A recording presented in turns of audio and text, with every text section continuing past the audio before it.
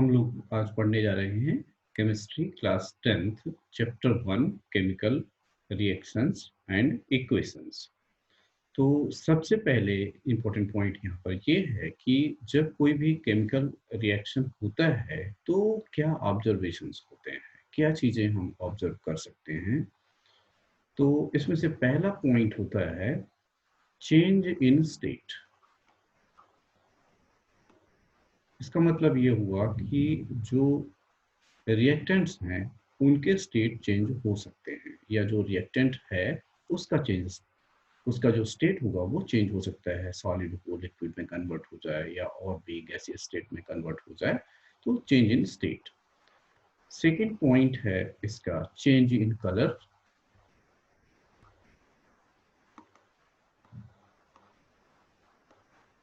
Third point है evolution of gas.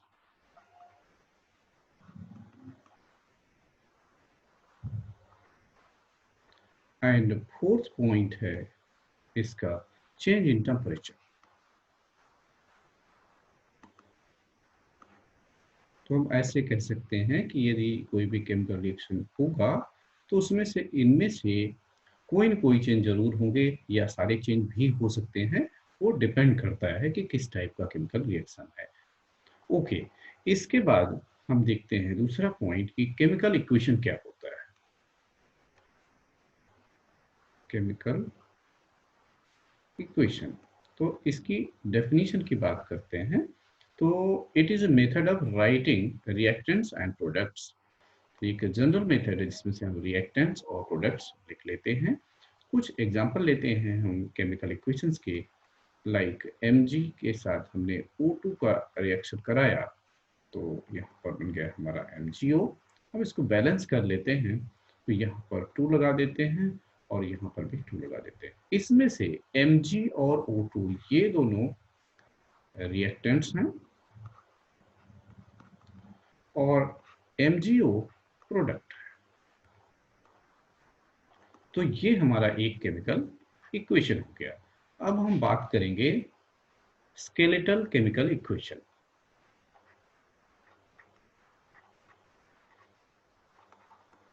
इसका मतलब ये होता है कि कोई भी केमिकल इक्वेशन जो बैलेंस ना हो। तो स्केलेटल केमिकल इक्वेशन, जैसे हम एग्जांपल ले लेते हैं, यहाँ पर Mg लिया और उसको O2 के साथ रिएक्शन कराया, तो यहाँ पर MgO बन गया। लेकिन दोनों तरफ यदि हम देखें, यहाँ पर ऑक्सीजन के 2 एटम्स हैं और यहाँ अकेला ही है। इसका मतलब ये बैलेंस नहीं है। तो इसको हम बोलेंगे कि ये एक स्केलेटल केमिकल इक्वेशन है, जो एक इम्पॉर्टेंट क्वेश्चन है, एग्जाम के लिए पूछा जाता है कि define skeletal chemical equation and give one example. तो एक से अधिक एग्जांपल दिए जा सकते हैं, और भी एग्जांपल हम ले सकते हैं। लाइक H2 प्लस O2 किया और हमने H2O बना दिया, ये भी बैलेंस इक्वेशन नहीं है। तो ये भी एक स्केलेटल केमिकल इक्वेशन है। अब बात आती है हमारी कि बैलेंस्ड केमिकल इक्वेशन क्या होता है और बैलेंसिंग क्यों करते हैं। तो सबसे इंपॉर्टेंट पॉइंट ये है कि जब कोई भी केमिकल रिएक्शन होता है तो वहां पर मास कंजर्वेशन प्रिंसिपल लगता है। तो मास कंजर्वेशन प्रिंसिपल ये कहता है कि mass of reactants must be equal to mass of products, या फिर during a chemical reaction mass can neither be created nor destroyed. तो इस प्रिंसिपल के अकॉर्डिंग हमें इक्वेशन को बैलेंस करना कंपलसरी होता है। अब हम देखते हैं कुछ balance chemical equation. Zn plus H2SO4, ये जब इसका रिएक्शन होगा तो ये बन जाएगा ZnSO4 और प्लस H2। यहाँ पर देखें तो Zn दोनों तरफ इक्वल है, SO4 भी इक्वल है हाइड्रोजन। तो ये एक बैलेंस्ड केमिकल इक्वेशन है। हम एक दूसरा इक्वेशन लेते हैं। सपोज हमारे पास है Fe प्लस H2O। इस रिएक्शन के बाद प्रोडक्ट है Fe3O4 प्लस H2। ये इक्वेशन बैलेंस्ड नहीं है, क्योंकि यहाँ Fe का 1 एटम है, यहाँ 3 एटम्स हैं, ऑक्सीजन का यहाँ 1 है, यहाँ 4 एटम्स हैं। तो इसको हम बैलेंस कर सकते हैं। तो बैलेंस करने के लिए हम यहाँ पर यदि 3 लगा दें और यहाँ पर ऑक्सीजन 4 है, यहाँ पर हम 4 लगा देते हैं, ये हो जाएगा। और हाइड्रोजन काउंट कर लेते हैं, तो यहाँ हाइड्रोजन हो गया है 8 है, तो यहाँ H2, तो यहाँ पर भी हम इसके बैक में यहाँ पर 4 लगा दें, तो ये इक्वेशन हमारा बैलेंस हो गया। हम इसके बाद एक नई चीज़ देखते हैं कि जब किसी भी इक्वेशन को ज़्यादा इंफॉर्मेटिव बनाना होता है तो उसमें क्या सिंबल्स हम लगा देते हैं। तो यदि गैस निकल रही होगी या गैसियस स्टेट होगा तो उसमें स्मॉल g लिख देंगे। यदि लिक्विड होगा तो उसके लिए हम L का यूज करेंगे। यदि एक्वस होगा यानी सोल्यूशन वाटर में होगा तो उस केस में हम ब्रैकेट में AQ लगा देंगे। और यदि सॉलिड होगा तो उसके लिए ब्रैकेट पे हम S का यूज करेंगे। तो इस ढंग से यदि हम इक्वेशन लिखते हैं तो हम कहते हैं कि क्वेश्चन पूरी तरह से इंफॉर्मेटिव है, उसकी सारी इंफॉर्मेशन हमें मतलब क्लियरली पता हो जाती है। अब इसके बाद हम चलते हैं NCERT टेक्स्ट बुक के पेज नंबर 6 का क्वेश्चन नंबर 1 की बात करते हैं। तो क्वेश्चन रीड करते हैं। क्वेश्चन 1 कहता है कि why should a magnesium ribbon be cleaned before burning in air।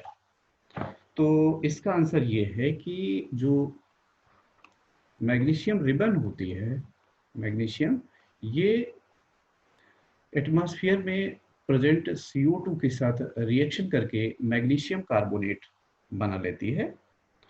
ये मैग्नीशियम कार्बोनेट की जो लेयर बनती है वो इनर्ट होती है, मैग्नीशियम कार्बोनेट, ये आउटर कवरिंग बन जाती है मैग्नीशियम मेटल के ऊपर और जो इसको फर्दर रिएक्शन से रोकती है। तो सबसे पहले जब हम रिएक्शन कराना चाहते हैं या Mg को बर्न कराना चाहते हैं तो सबसे पहले इंपॉर्टेंट पॉइंट ये होगा कि मैग्नीशियम कार्बोनेट की जो लेयर बनी हुई है उसको रिमूव किया जाए। और जब हम उसको रिमूव कर देंगे तो ये फिर मैग्नीशियम आराम से रिएक्शन कर सकेगा। तो हम ये कहते हैं कि फिर उस केस में मैग्नीशियम चाहे वो हम बर्न कराना है तो हम Mg+O2 करके और MgO लिख देंगे और उसको बैलेंस कर देंगे। तो ये बात आपके समझ में आ गई होगी कि जो प्रोटेक्टिव लेयर थी मैग्नीशियम कार्बोनेट की, मैग्नीशियम के ऊपर जो कार्बोनेट की लेयर बन गई थी, वो हमारा जो कंपाउंड बना हुआ था मैग्नीशियम कार्बोनेट, वो लेयर इनर्ट होती है, वो फर्दर रिएक्शन होने से रोकती है, इसलिए उसको रिमूव करना जरूरी होता है यदि हम उसको जलाना चाहते हैं। मैग्नीशियम को तो बर्न करने के पहले ये जरूरी है ऐसा करना। इसके बाद हम देखते हैं सेकेंड नंबर का क्वेश्चन इसी का। तो क्वेश्चन 2 कहता है, क्वेश्चन 2 में है, उसके 3 पार्ट्स हैं। पहले पार्ट देखते हैं कि हमें केमिकल इक्वेशन लिखना है। तो इक्वेशन कहता है H2 hydrogen plus chlorine Cl2, ये दोनों जब मिल गए तो बनेगा हाइड्रोजन क्लोराइड HCl। इसको समझने के लिए कि HCl ही क्यों बना तो हम ऐसे भी देख सकते हैं, हाइड्रोजन की वैलेंसी +1 होती है, Cl की वैलेंसी -1 होती है, तो हम क्रिस क्रॉस मेथड से HCl हमारा बन जाएगा। अब हम केवल बैलेंस कर सकते हैं, तो पहले का आंसर ये हो गया। दूसरे को देखते हैं बेरियम क्लोराइड।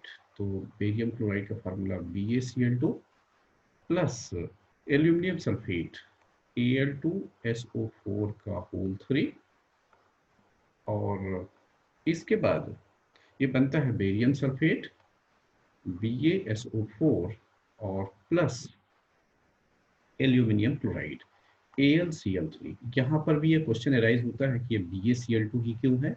तो बहुत क्लियर सी बात है, वैलेंसी होती है बेरियम की +2 और क्लोरीन की होती है -1, तो ये क्रिस क्रॉस से BaCl2 बनेगा।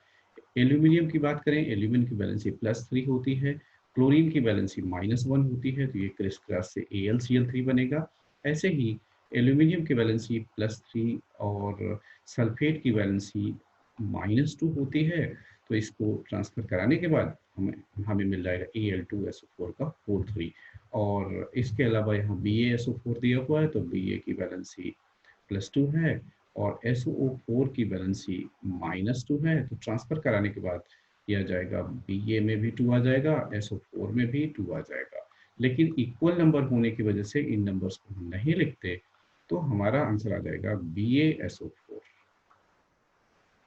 तो ये बात भी समझ में आ गई होगी। हम अगला इक्वेशन देखते हैं। तो इसका जो थर्ड है क्वेश्चन, वो कहता है sodium plus water, sodium is Na plus water is H2O, जब कंबाइन करते हैं ये तो बन जाता है NaOH प्लस हाइड्रोजन गैस।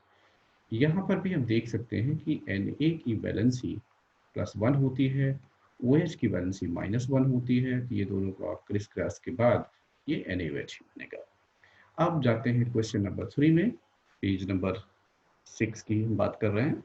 तो उसका पहला क्वेश्चन है कि सॉल्यूशन ऑफ बेरियम क्लोराइड, यानी BaCl2 हमने लिया और सॉल्यूशन है, तो इसके लिए हम ब्रैकेट में लिख सकते हैं कि यहाँ पर एक स्टेट डालना चाहे तो हम स्टेट डाल सकते हैं।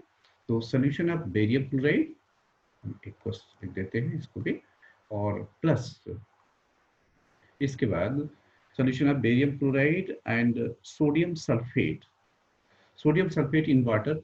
यहाँ पर सोडियम सल्फेट है तो Na2SO4, और इन्होंने क्लियर कट वाटर लिखा हुआ है, तो फिर देखो हमें लिखना ही पड़ेगा। इसके बाद है react to give insoluble barium sulphate, तो बेरियम सल्फेट बनेगा हमारा, इनसोल्यूबल है तो हम इसमें एरो नीचे की तरफ लगा करके देते हैं कि नीचे सेटल हो जाएगा, और प्लस लास्ट में बचेगा हमारा सोडियम क्लोराइड NaCl। यहाँ पर भी यदि हम फॉर्मेशन देखें सबका, तो Ba की वैलेंसी +2 होती है, Cl की वैलेंसी -1, तो क्रिस क्रॉस के बाद BaCl2 आ जाएगा। सोडियम की वैलेंसी +1 होती है, SO4 की वैलेंसी -2 होती है, तो ये ट्रांसफर होने के बाद Na2CO4 बन जाएगा। ऐसे ही Ba की वैलेंसी +2 है ही, और SO4 की वैलेंसी है -2, तो ट्रांसफर होने के बाद ये BaSO4 ही रहेगा, और Na की वैलेंसी +1 होती है और Cl की वैलेंसी -1 होती है, तो ये NaCl बनेगा। इस ढंग से ये इक्वेशन भी जस्टिफाइड है। अब हम अगला इक्वेशन देखते हैं, सोडियम हाइड्रोक्साइड सॉल्यूशन। सो ये थर्ड पार्ट है इसका। सोडियम हाइड्रोक्साइड सॉल्यूशन मतलब हमने लिया NaOH, और ब्रैकेट में हम लिख देते हैं एक्वस, और इसके बाद reacts with hydrochloric acid solution HCl, और ये भी वाटर में ही सॉल्यूशन है तो हम इसको डाइल्यूट लिख देते हैं, और इसके बाद जो रिएक्शन होगा, प्रोड्यूस सोडियम क्लोराइड NaCl और प्लस वाटर H2O। यहाँ पर भी हम फॉर्मेशन चेक कर लेते हैं कि क्या बात समझ में आई है। इक्वेशन बैलेंस है इसमें, और तो कोई प्रॉब्लम है नहीं। Na की वैलेंसी होती है +1 एंड OH की वैलेंसी होती है -1, तो ये NaOH ठीक है। H की वैलेंसी +1 होती है, Cl की वैलेंसी -1 होती है, तो ये HCl ठीक है। और ऐसे ही यहाँ पर देखें Na की वैलेंसी +1 होती है, Cl की वैलेंसी -1, तो NaCl ठीक है। और ये H2O के फॉर्मेशन की बात करें तो H की वैलेंसी +1 होती है, OH की वैलेंसी -1 होती है। इस ढंग से ये HOH बनता है, और अल्टीमेटली हम इसको फिर H2O बना देते हैं। या दूसरे ढंग से हम लेना चाहें तो हम इसको ऐसे भी कर सकते हैं कि H की वैलेंसी +1 है और ऑक्सीजन की वैलेंसी -2 है, तो ये ट्रांसफर कराएं तो फिर हमारे पास ये बन जाएगा H2। अब तक की बातें सारी समझ में आ गई होंगी, और अगली चीज टाइप्स ऑफ केमिकल रिएक्शंस हम अगले वीडियो में पढ़ेंगे। Thank you.